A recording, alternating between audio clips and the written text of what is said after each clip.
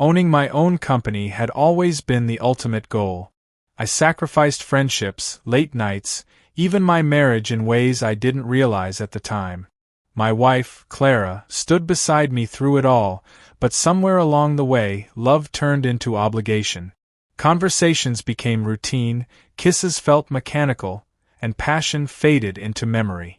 I told myself this was normal. Then Ethan walked into my office. I hired him 6 months ago. Young, ambitious, dangerously confident. He carried himself like a man who had already won the game, even when he was still learning the rules. His sharp jawline, piercing blue eyes, and effortless charm made him magnetic. At first, I didn't think much of it, just another employee. But then, something shifted. It started with the way he looked at me. A glance held a second too long. A subtle smirk when I spoke. The way his hands moved when he explained something, deliberate and commanding. I ignored it at first, convincing myself it was nothing. But temptation is a slow burn. One evening, I stayed late to finalize a contract. The office was empty except for the hum of my desk lamp. I barely noticed Ethan standing in my doorway until he spoke. "You never leave, do you?" I looked up, startled. "Someone has to keep this place running." He leaned against the frame, arms crossed. "You should relax sometimes. Life isn't just work." I chuckled. "Tell that to my wife." Ethan's gaze flickered with something unreadable before he stepped inside, closing the door behind him. "You love her?" The question caught me off guard. "Of course," I said too quickly. He studied me, his lips curling at the corners. "You don't sound sure." Something about his tone made my pulse spike. I cleared my throat, shifting in my chair. "What are you still doing here?" Ethan smirked, walking closer, stopping just short of my desk. The air between us felt charged, a live wire ready to spark. Maybe I wanted to see if the boss ever lets his guard down. I exhaled sharply. His confidence was intoxicating. I should have told him to leave. I should have laughed it off. Instead, I watched his fingers skim the edge of my desk, slow and deliberate. "I should go," he murmured, but he didn't move. My throat dried. I nodded, gripping my pen like a lifeline. "Yeah, you should." A heartbeat of silence stretched between us. Then, with a knowing smirk, he turned and left, his cologne lingering long after he was gone. I sat there, breathing heavily, my heart pounding. I had just crossed an invisible line. And I wasn't sure I wanted to step back. The next few days were torture. Every interaction with Ethan felt like a test of restraint. His presence was electric, every glance, every smirk, every accidental touch sending sparks through my veins. I told myself I was imagining things, that he was just friendly, that I was overthinking. But the way he looked at me, the way his eyes darkened when our hands brushed, told another story. Then came the night that changed everything. We had wrapped up a major deal, something worth celebrating. A few of us decided to grab drinks after work.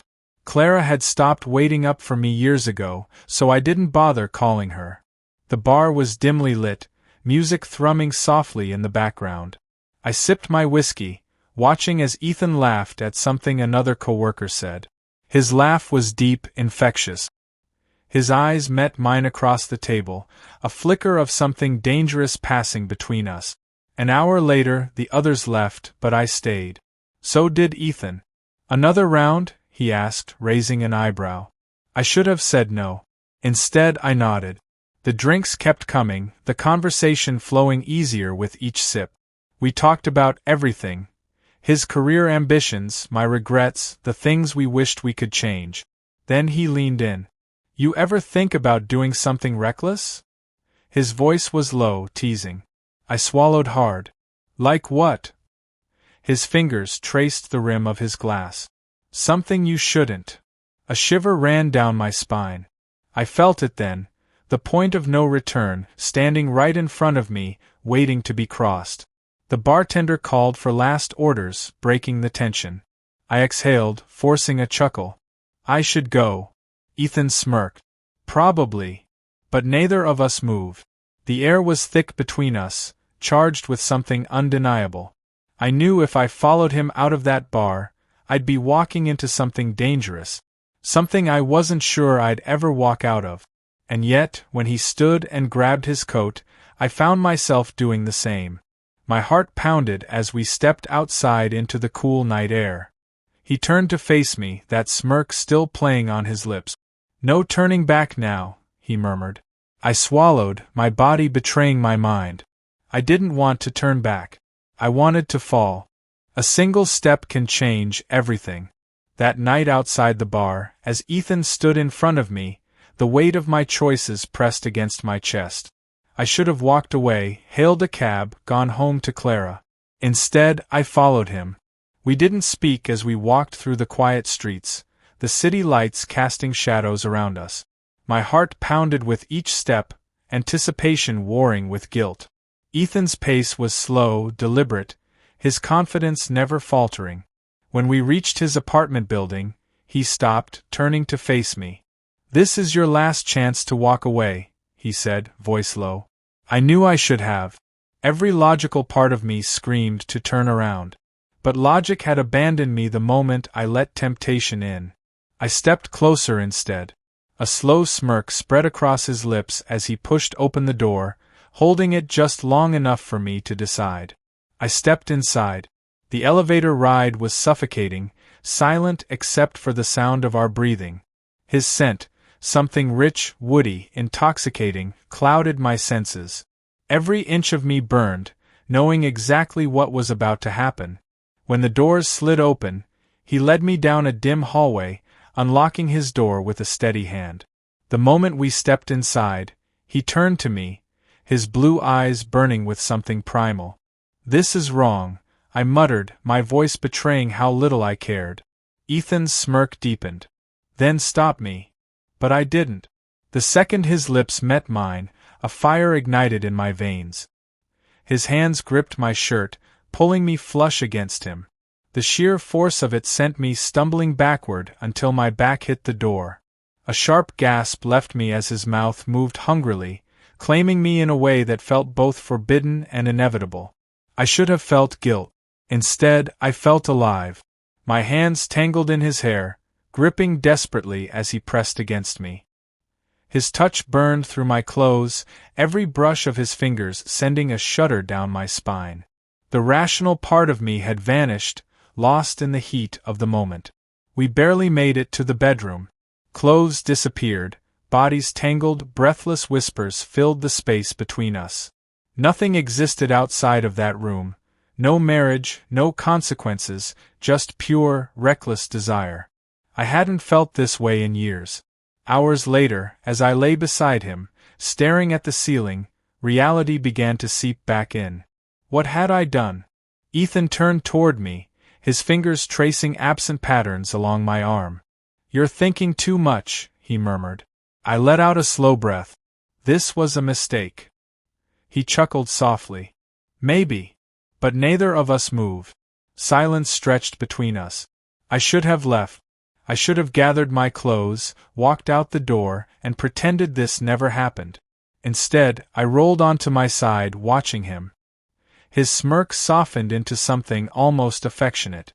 "You're going to do it again," he said, amusement lacing his tone. I didn't respond.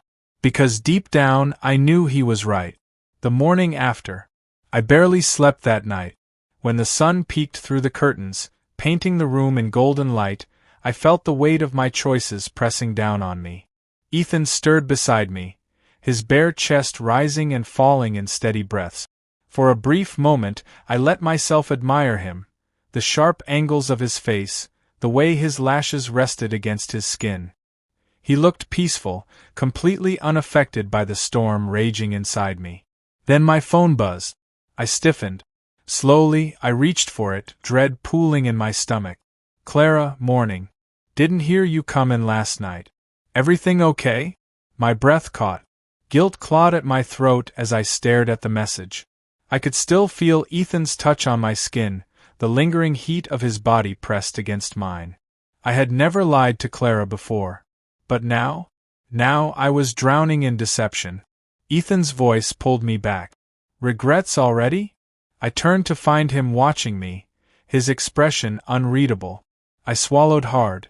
This can't happen again. His lips twitched. That's what they all say. Annoyance flickered in my chest. I'm serious. Ethan propped himself up on one elbow, his gaze locking onto mine. So am I. His fingers trailed lightly over my arm, sending a shiver down my spine.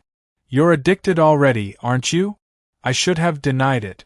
Should have told him he was wrong. But when his lips brushed against my neck, I didn't stop him. A web of lies. By the time I made it home, Clara was in the kitchen, sipping coffee. She looked up when I walked in, her eyes scanning me. Long night? She asked, her voice light, but there was something beneath it. I forced a nod, setting my briefcase down. Had to finalize some paperwork. Sorry I didn't text. She studied me for a moment before offering a small smile. It's fine. You work hard. Guilt twisted in my stomach, but I swallowed it down. I leaned in, pressing a quick kiss to her forehead. She smelled familiar, comforting. And yet, my mind drifted back to Ethan. As the days passed, I convinced myself I could stop. That one night was a mistake I wouldn't repeat. But temptation is a cruel thing. Every interaction with Ethan became a dangerous game. The way his fingers would brush against mine when handing me a document. The way his lips would quirk up when I walked by. The way his gaze would darken whenever we found ourselves alone. The worst part? I liked it. One evening, Clara mentioned a weekend trip with her friends. It's just 2 nights, she said. I figured you'd be busy with work anyway. My heart pounded. An entire weekend without her. Ethan's words from that morning replayed in my head. You're addicted already, aren't you? I knew I should spend the weekend alone. But the second Clara left, my fingers hovered over my phone. I hesitated. Then, before I could stop myself, I sent the text. Me, come over. Less than 20 minutes later, Ethan stood at my door, a knowing smirk playing on his lips. No words were needed.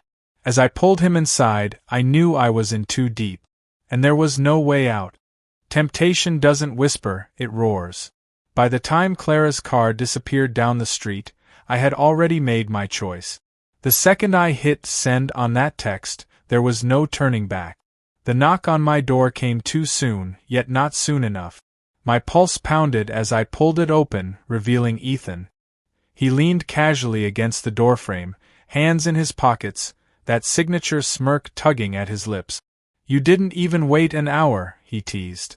I swallowed hard, stepping aside. He didn't need an invitation. He stepped in, closing the door behind him. His presence filled the space immediately, suffocating and intoxicating all at once. I barely had time to speak before his hands were on me, pushing me back against the wall. His mouth was hot, demanding, stealing every ounce of restraint I had left. You've been thinking about this all day, haven't you? He murmured against my skin. I should have lied. Instead, I let out a shaky breath. Yes. That was all he needed to hear. A dangerous routine. What was meant to be a one-time mistake had turned into a full-blown affair. It didn't take long for us to slip into a dangerous rhythm. Texts during the day, stolen moments at the office, heated encounters whenever Clara was away. Every touch, every whispered word, every glance across the boardroom table only pulled me deeper into something I couldn't control. At first, I told myself it was just lust. A reckless indulgence, nothing more. But then, I started craving more than just the physical. I wanted his voice in the morning, his scent lingering on my sheets, his smirk aimed only at me. He consumed my thoughts, my desires, my every waking moment. And that terrified me. Clara noticed the shift. You've been different lately, she said one evening over dinner. Distracted. I forced a smile, ignoring the guilt clawing at my throat. Work's been stressful. She studied me for a moment, as if searching for something in my face.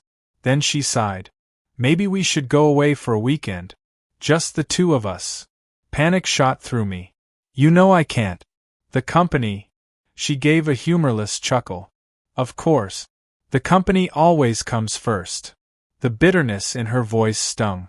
But instead of reaching for her hand, instead of reassuring her, all I could think about was how quickly I could check my phone to see if Ethan had texted. I was losing her. And worse, I wasn't sure I cared. A line crossed. Lust is a fire that demands to be fed. One night, Ethan and I were tangled in each other's arms when he suddenly pulled back, his gaze unreadable. Leave her. The words hit me like a gut punch. What? You heard me, he said, voice steady. Leave Clara. Be with me. I stared at him, my heart hammering. You don't mean that. He smirked, fingers ghosting over my jaw. You think I do this with just anyone? The thought sent a thrill down my spine. But reality crashed down hard. I can't. His expression darkened. Why not? Because she was my wife. Because we had built a life together. Because I wasn't ready to throw it all away. But the words never left my mouth. Instead, I sat in silence, my mind warring with itself. Ethan exhaled sharply. You can't keep doing this forever. I knew he was right. And yet, I still wasn't ready to walk away. Suspicion. Clara's eyes followed me more often. She asked more questions. She lingered when I got home late, her fingers tracing the collar of my shirt as if searching for something. One night, as I slipped into bed, she spoke softly. Are you cheating on me? The room went silent. My heart stopped. I forced a chuckle, rolling onto my side. Of course not. Why would you ask that? She didn't answer right away. When she finally did, her voice was hollow. Because I know what it looks like. I stiffened. She turned away, her back to me. If you are, just tell me the truth. I opened my mouth. But the truth never came. Because the moment I admitted it, everything would shatter. So I did what I had always done. I lied. And I prayed she'd believe me. But deep down, I knew the walls were closing in. And it was only a matter of time before everything came crashing down. Lies are like cracks in a foundation. Small at first, but given time, they spread, weakening everything until the whole structure comes crashing down. I had convinced myself I could control this, that I could keep my secret life separate from my marriage, that I could have Ethan without losing Clara. But I was a fool, and I was about to pay for it. The discovery. Clara wasn't stupid. I had seen the suspicion growing in her eyes, felt the tension in the air every time I walked through the door. I had underestimated her. Thought that my careful planning, my well-crafted lies, would keep her in the dark. But then, one evening, I came home to find her sitting at the kitchen table. My phone was in front of her. Unlocked. My stomach dropped. Ethan, she said, her voice eerily calm. That's his name, isn't it? Blood drained from my face. I opened my mouth, scrambling for a lie, an excuse, anything. But nothing came. Because I could see it in her eyes. She already knew. I wanted to believe I was imagining it, she continued, fingers tracing the edge of my phone. The late nights. The way you started hiding your phone. The distance. She let out a breathless, bitter laugh. But I couldn't shake the feeling. So I checked. My heart pounded against my ribs. I saw the messages, she whispered. The photos. The hotel receipts. Silence stretched between us, suffocating, inescapable. And then, she said the words I had been dreading. How long? I swallowed hard. Clara. How long? I couldn't lie anymore. Not to her. Months. A sharp breath hitched in her throat. Her hands clenched into fists, knuckles turning white. Was it just sex? She asked, voice shaking. I hesitated. And that was answer enough. Tears welled in her eyes, but she refused to let them fall. She shook her head, pushing back from the table. I need you to leave. Panic gripped me. Clara, please. Get out, she snapped, her voice breaking. I had no choice. I grabbed my keys, my heart hammering, and walked out the door. I didn't know where to go. But I knew exactly who I was running to. The last betrayal. Ethan opened the door within seconds, his expression shifting from surprise to something dangerously close to satisfaction. "She found out," I said, my voice hollow. He leaned against the doorframe, arms crossed. "And..." I let out a shaky breath. "I need somewhere to stay." For a moment, he just studied me. Then, slowly, a smirk tugged at his lips. "You really thought you could keep both of us forever, didn't you?" I stiffened. "What are you talking about?" He stepped closer, his gaze dark. "You never intended to leave her." "Not really." His fingers brushed against my jaw, but there was something cold in his touch now. "You just wanted the thrill, the secret, the chase." A sick feeling curled in my gut. "Did you ever love me?" he asked. I hesitated. His smirk widened, but it didn't reach his eyes. "That's what I thought." Before I could respond, my phone buzzed. Clara's name flashed across the screen. My chest tightened. I turned away, answering with a tentative, "Clara?" Her voice was raw. Broken. "Come get your things tomorrow. I'll leave the key." The finality in her tone hit me like a blow. "Clara, please!" The line went dead. I stared at the screen, the reality of it sinking in. She was gone. And Ethan? I turned back to find him watching me, an unreadable expression on his face. "I warned you," he murmured. "I had lost everything. And the worst part? I had no one to blame but myself. The consequences of lust." The next morning, I packed my bags. Clara wasn't home when I arrived. Only silence greeted me as I stepped inside, the emptiness of the house pressing in around me. A note sat on the kitchen counter, scrawled in her familiar handwriting. "I loved you. I trusted you. And you destroyed everything." My throat tightened as I read it over and over. I had thought I could have it all. Now I had nothing. Ethan had been right about one thing: I had been addicted. Not just to him, but to the danger, the thrill, the rush of something forbidden. But what happens when the high wears off? I was about to find out. Because for the first time in my life, I was truly alone. And it was exactly what I deserved.